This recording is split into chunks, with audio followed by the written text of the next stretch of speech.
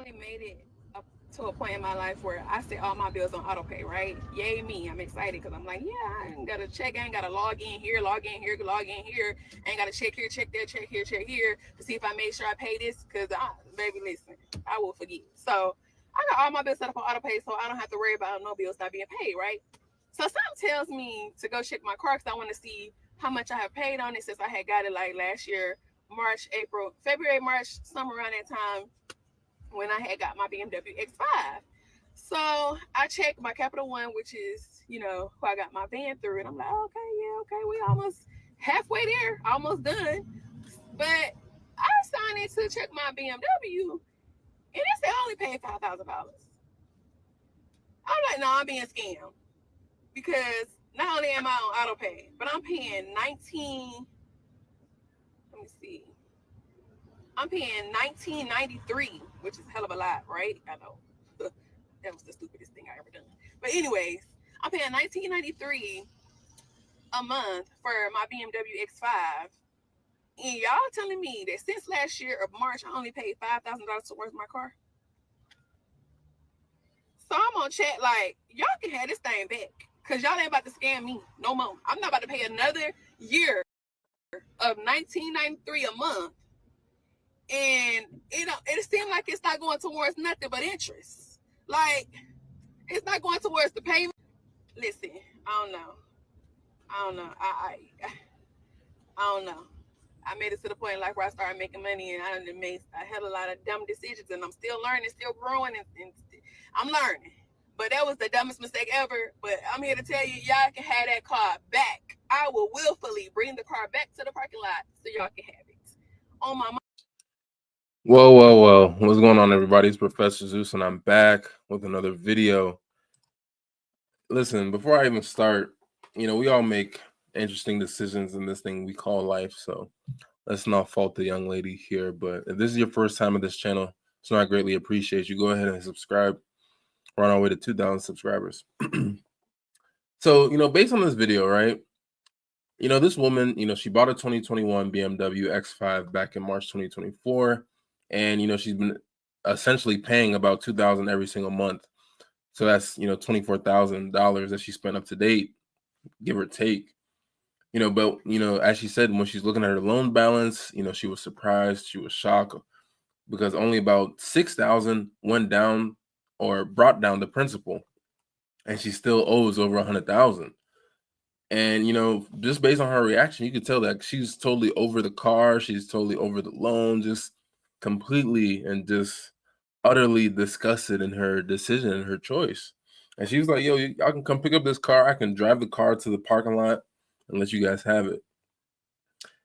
And, I got to respect her for being candid and, being so upfront about this. She admits, she didn't really understand the full terms of the loan and, made some not so calculated choices.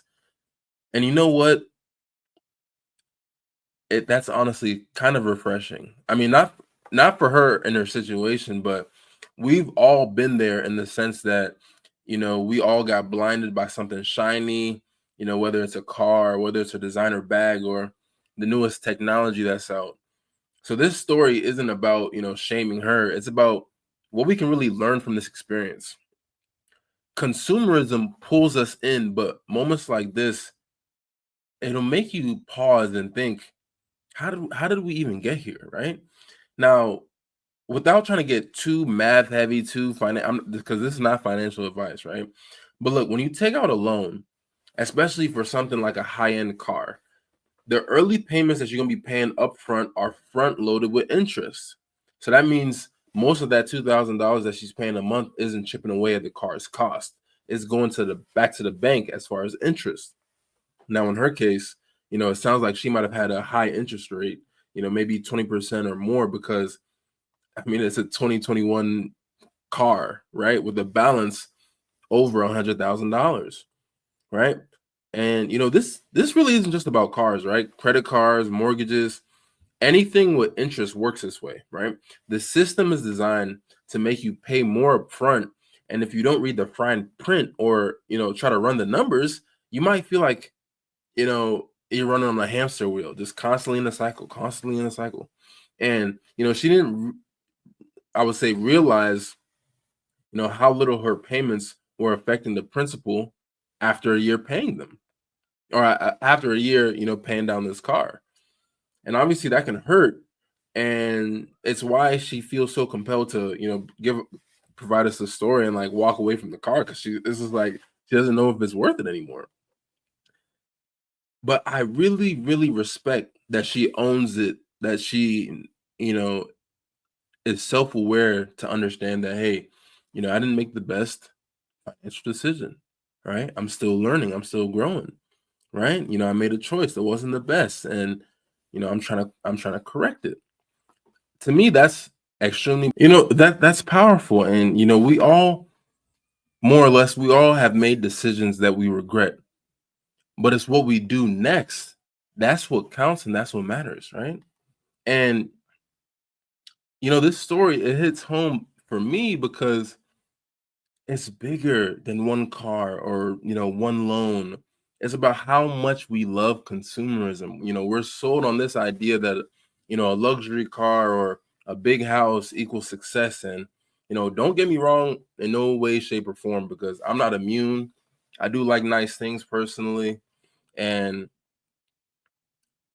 I think we all have. But stories like this, they remind us to just take a step back and ask, is this worth it? We just recently covered, not long ago, on this channel about China exposing the luxury brands, all these designers and different things like that. All of it comes from China, but when you try to buy it in America, it's already marked up 1,000%. So is anything really worth it? Now, this car that she's driving, the BMW X5, I mean, it's a gorgeous car, obviously, but when the payments, start weighing you down mentally, emotionally, financially, it's a wake up call, right? This woman's choice, to return the car, even if it means, taking a hit to her credit, that's basically her saying, I want to prioritize my peace, right?